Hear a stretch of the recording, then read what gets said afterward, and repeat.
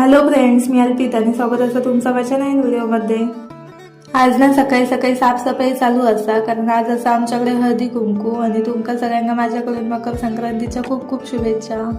आमच्याकडे हळदी कुंकू संध्याकाळचं असतं. आईनं आता सकाळी सारवल्यान आणि मग मी ते कोणू घातलंय.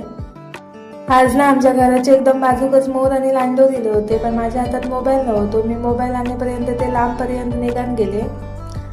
अंघोळ केले, देवपूजा केले, आईचं जेवण बनवून झालेलं. आई माका बोलली शेवयाची खीर बनव. आता मी खीर बनवते. आमच्या इकडे ना संक्रांतीच्या दिवशी असं गोड पदार्थ बनवले जातात, त्यामुळे आज आम्ही खीर बनवतो. मनू बघा कसा गप्प बसला, जेवण कधी तयार होताना त्याची वाट बघता.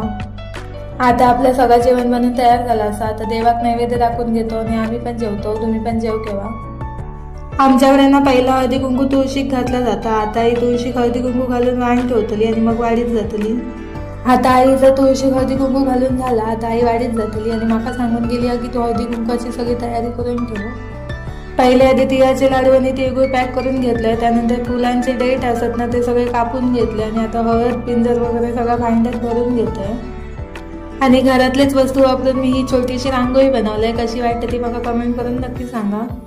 ही बघा आता आई आणि सगळी इली असतात हळदी कुंकासाठी. पहिल्या आधी आमच्या वाडीत हळदी कुंकू असतात, त्यानंतर सगळ्यात शेवटी मग आमच्याकडे असतं.